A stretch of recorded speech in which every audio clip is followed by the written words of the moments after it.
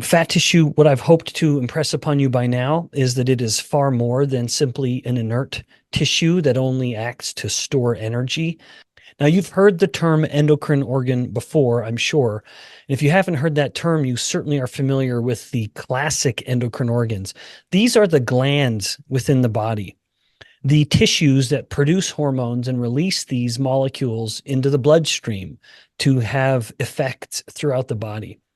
And some of the more famous endocrine glands are things like gonads, ovaries, and testes, or the thyroid gland, or adrenal glands. All of these are tissues you've heard of before. Each endocrine organ has hormones that will have very specific effects relevant to that tissue's function. And the fat tissue is related to metabolism. And so it's no surprise that its hormones have a metabolic influence. Men and women are not the same, and we store fat in very different places. Now, in the previous episode, we discussed why men and women store fat differently, and it is entirely a function of sex hormones, where the sex hormones induce the expression of lipoprotein lipase in different fat depots throughout the body.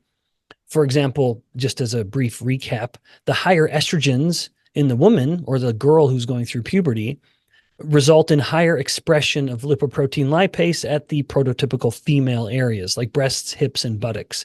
Whereas the androgens, like testosterone, which are much higher in the boy, the male going through puberty, that begins expressing more lipoprotein lipase in the central region of the body, leading to greater abdominal and even visceral fat storage. Now, we store fat in different places between the two sexes, and those different depots have differing effects on hormone production. So, for example, in women, because women have relatively much higher levels of subcutaneous fat, it's no surprise that she will have relatively higher levels of the hormone products that come from subcutaneous fat. For example, she will have higher levels of hormones like adiponectin and leptin, which are much more abundantly produced from subcutaneous fat cells than her male counterparts. Whereas the male, while having relatively lower levels of those hormones from fat cells, will have relatively higher levels of hormones or signals that are coming from central or even visceral adipocytes, like TNF-alpha.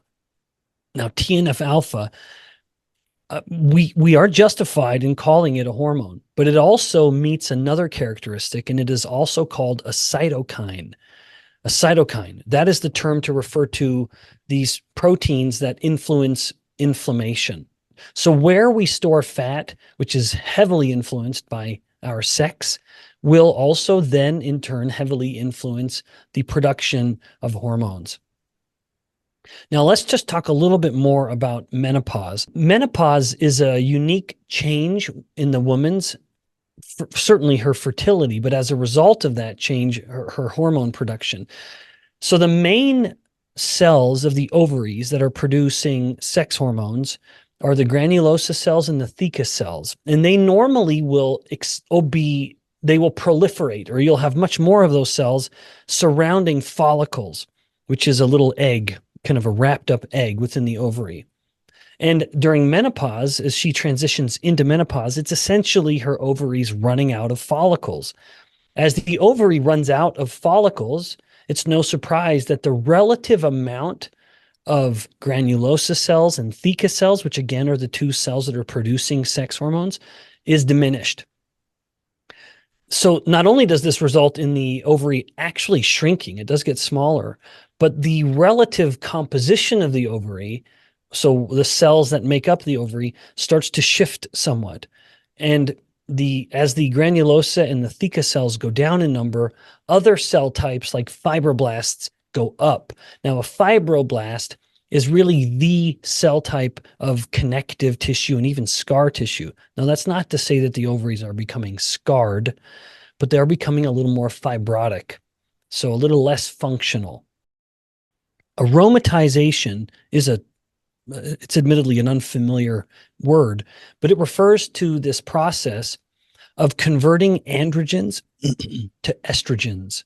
After all estrogens were once androgens. You cannot get to estrogens without first passing through the androgens.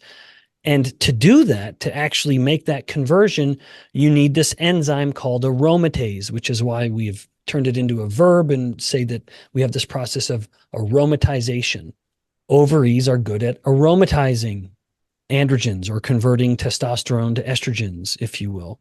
Now, as the theca cells and the granulosa cells are reduced in number with menopause, there's less androgen production and thus less aromatization happening in the ovaries. In this stage of her life, most of her androgens actually are now coming from her adrenal glands.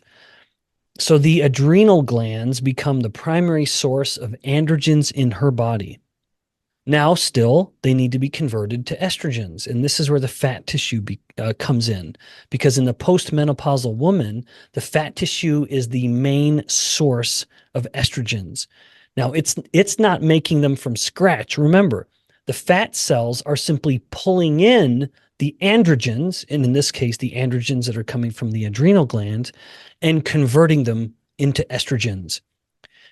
And then most of the androgens that are getting converted into estrogens are doing so in the fat cells rather than the ovaries where it used to happen. So her fat cells in the female with menopause are very, very important in this process.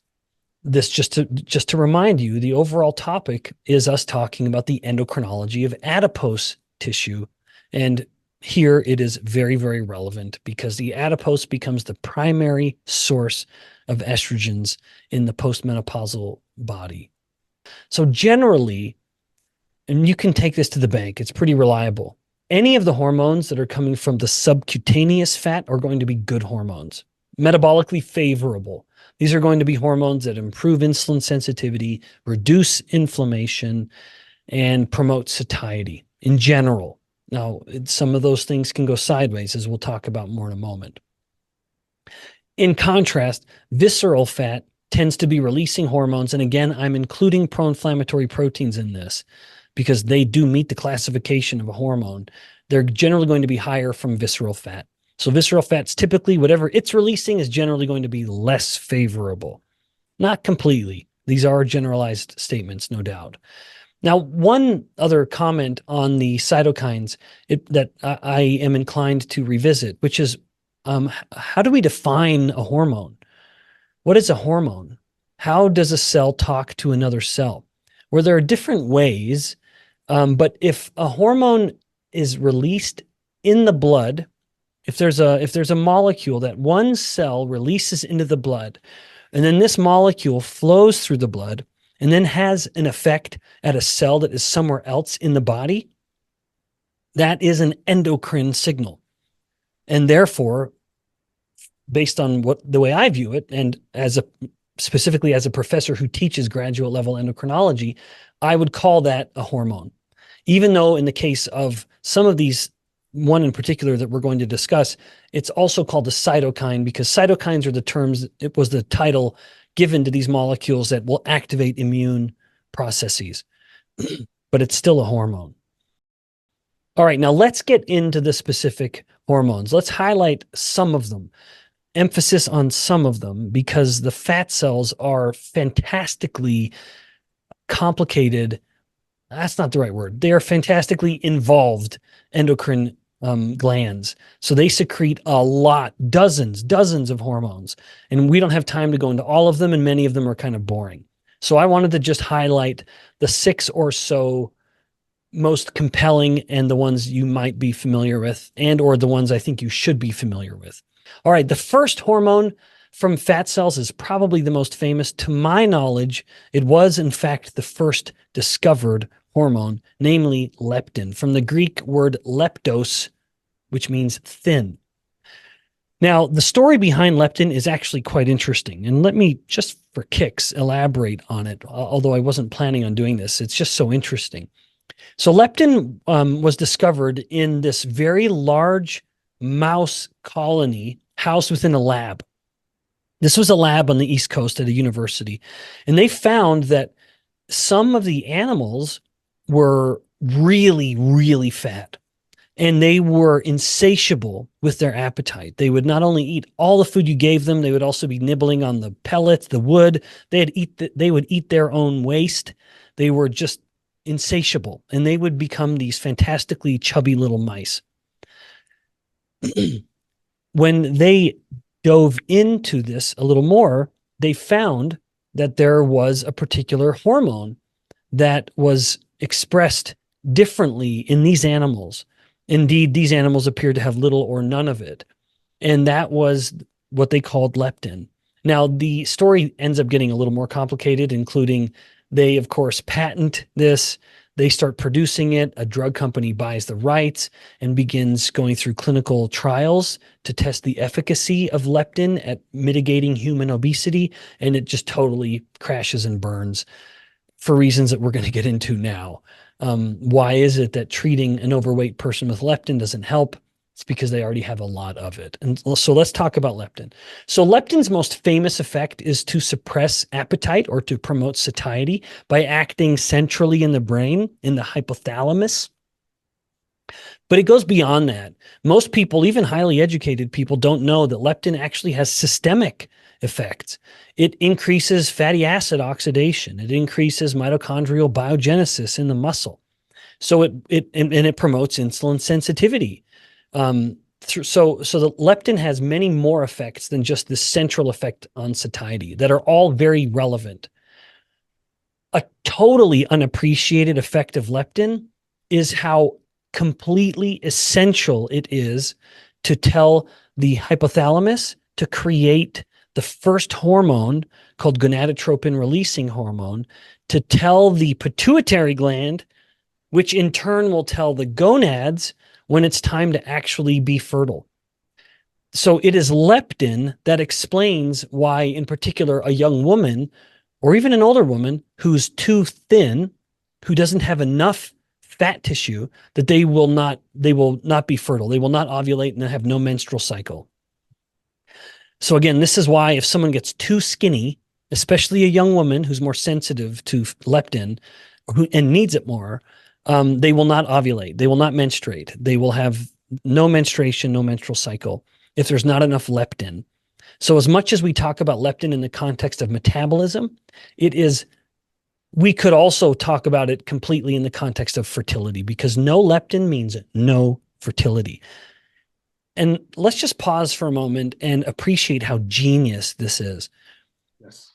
Leptin is a signal that comes from the fat tissue.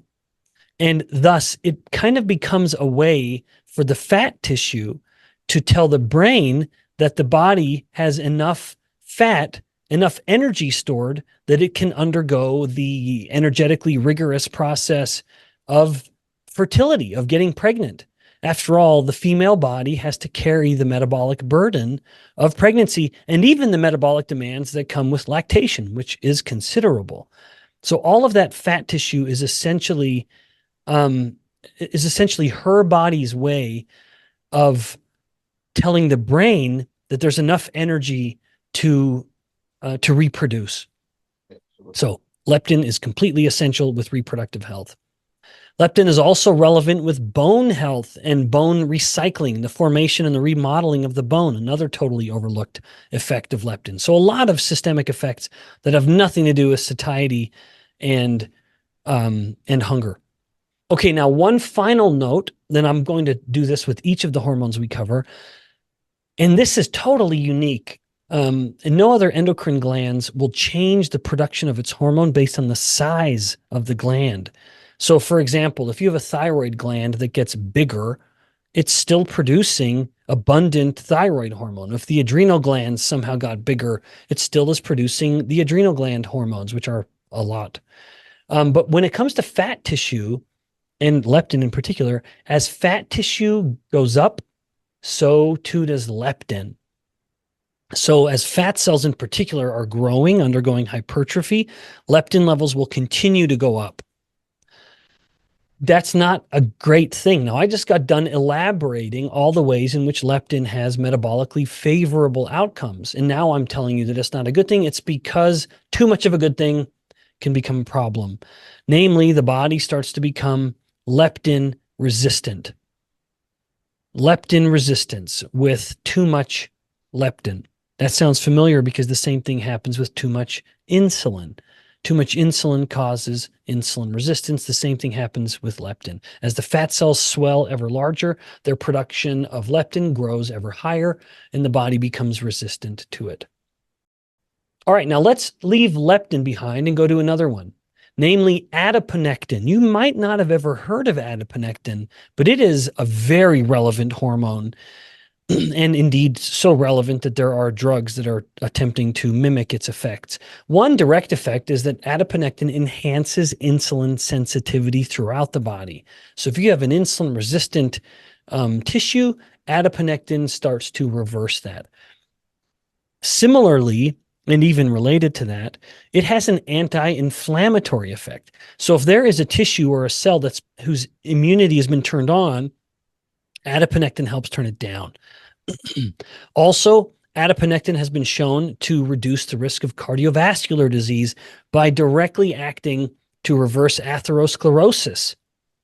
So here we have not only the overt metabolic benefits, but even an overt cardiovascular benefit. Now, unlike leptin, as a fat cell is undergoing hypertrophy, it begins to produce less adiponectin. So more fat usually means less adiponectin, or I should say larger fat cells means less adiponectin. Now, with these two hormones in mind, one of the tools that my lab and other labs have used in order to have a surrogate marker of fat cell size is the adiponectin to leptin ratio. Now, to remember the relevance of the fat cell, you need to go back and listen to earlier metabolic classrooms where even within just the last 2, we've talked about it, but certainly within the last 10 or so, we've mentioned it a few times. But the larger the fat cell gets, the more problematic it becomes. It's not really a matter of how much fat mass a person has, but rather the size of the fat cells. So the larger the fat cell, the more leptin and the less adiponectin. Thus, if the adiponectin to leptin ratio is going down over time, adiponectin to leptin ratio going down, that suggests that the adipocytes are undergoing hypertrophy. If someone were to measure this and they found that their adiponectin to leptin ratio were going up, it would suggest that the fat cells were shrinking, which is, of course, going to be an overall favorable metabolic change. Now, let's get on to the next one, estrogens.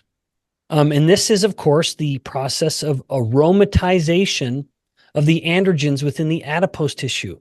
Estrogens do have metabolic effects. They promote insulin sensitivity. They promote fat burning.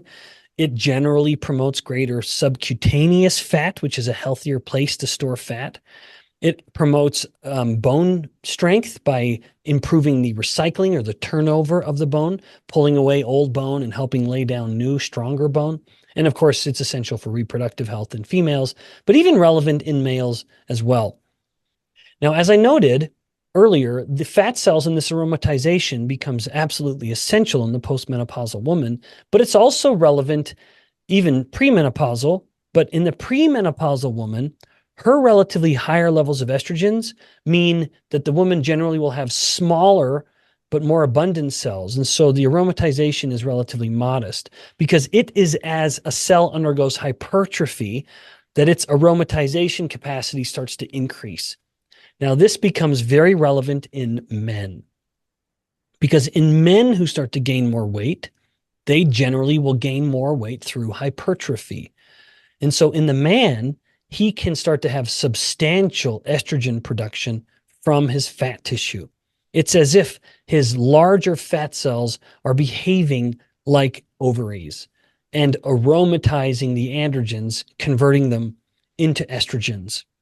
This is why some men, as they gain fat, may start to store fat in more prototypical female areas, including breasts. Now, this is not to say that he is able to nurse a baby. No, that is a much more complicated process. But he's storing fat in a way that looks like he's developing breasts. That's a condition called gynecomastia. So it looks like he's developing breast, and he's not developing breast tissue. He's just storing his fat in that area. making it look like he is. All right, let's go to another one that I've mentioned a couple times. This is TNF alpha, tumor necrosis factor alpha. It is one of the most famous cytokines. You've probably heard of C-reactive protein, or CRP. That's probably a little more famous, but TNF alpha is a close second, particularly in the research realm. It's not commonly measured in clinical settings, but we rely on it a lot as a signal of inflammation. TNF alpha directly causes insulin resistance. In fact, this is why in the past you've heard me talk about inflammation as a primary cause of insulin resistance. It's because things like TNF alpha can just come to a cell and cause that cell to become insulin resistant. Now, beyond the insulin resistance is just the effects of chronic inflammation, like promoting atherosclerosis and heart disease. So there are more consequences with this. Now, think for a moment. Given everything I've just described, how do you think TNF-alpha levels are affected by adipocyte hypertrophy? Does the swelling adipocyte create more TNF-alpha or less? Yes, it creates more. I'm sure that's what you were thinking, and full marks for you. So as the adipocyte swells, so too does TNF-alpha production. It goes up accordingly, promoting more insulin resistance and promoting more inflammation. So this next one that I'll be brief with is also a cytokine, but it's also a hormone because it flows from one cell type and impacts another through the blood, but it's also a clotting factor. And that by clotting, I mean clotting, a blood clot. And this molecule, this hormone, is called plasminogen activator inhibitor 1. Isn't that a mouthful? It's such a mouthful that we will just say PAI1. And if you want to look it up, you can just type in PAI1 and you'll get all the hits you want. So PAI1 will directly promote the formation of clots. Well, it actually prevents the breakdown of clots, because it's one thing to form a clot, but we have in place mechanisms to get rid of the clot. Through a normal process, because sometimes we want a clot. Sometimes we want to stop blood from leaking out of a blood vessel if it's a bruise or a cut or whatever. But we need to be able to break those clots down. PAI1 stops the breakdown of the clot. And thus, someone with more PAI1 will have a greater tendency to form clots. And this could very much be at the heart of why people who are overweight or obese have a much higher risk of heart disease, mortality, or complications. Because if you're just forming more clots, you're going to have a much easier time developing a stroke or an infarction or heart attack. Now, I'm sure you've already come to this conclusion, but just to confirm it and put a fine point on it, the larger the fat cell gets, the more PAI1 levels go up. Okay, the last one. Some of you more astute students in the metabolic classroom have been wondering about the other fat depot that I've not mentioned yet today. We've talked about subcutaneous fat. We've talked about visceral fat. Can you remember the other one? Brown fat. So brown adipose tissue is a unique fat type. And yes, even it is involved in the endocrinology of adipose tissue, producing several hormones. I only want to mention one, and that is triiodothyronine. Now, do you hear something familiar? It is a long, multi-syllabic hormone, triiodothyronine. This is the active form of thyroid hormone, also called T3. T3 is heavily produced from brown adipose tissue, but not all the time. Now, let me just explain this in a little bit of detail. You're, of course, very familiar with the thyroid gland. Thyroid hormone is one of the most important signals in the body for setting metabolic rate and overall metabolic health.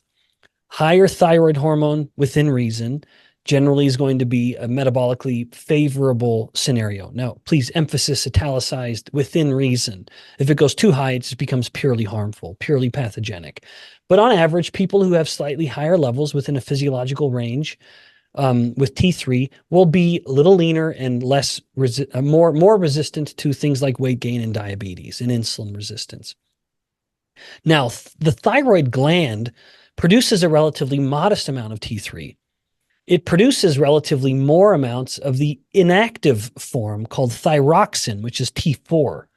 And then T4 will have one of the iodine molecules stripped off of it as it moves into various tissues throughout the body. So the thyroid gland releases T4. Tissues throughout the body will pull in the T4 and release it as T3. And so the whole body is sort of helping in this process of actually creating T3. And when brown adipose tissue is turned on, like through cold therapy or through a little bit of caffeine or through exercise, when brown adipose tissue is turned on, it becomes the highest producer of T3. It begins pulling in more T4 than any tissue and releasing more T3 than any tissue. And this, of course, this is a potent activator of metabolic rates. So therefore, cold exposure is not only stimulating brown adipose tissue to burn more calories and produce heat, but it also enhances the local production of T3 or the conversion of T4 into T3, making something like cold immersion one of the most potent stimuli for increasing thyroid hormone, active thyroid hormone production. And then that T3 not only further stimulates the brown adipose tissue itself through a process that we commonly refer to as an autocrine effect. So autocrine is when a cell produces a hormone that stimulates itself. But then there is, of course, the endocrine effect, which is when the brown adipose is just releasing the thyroid hormone into general circulation. I know cold therapy is uncomfortable. Believe me, I know. As much as I've done it in the past, I still just shudder to actually get in that bath and shiver.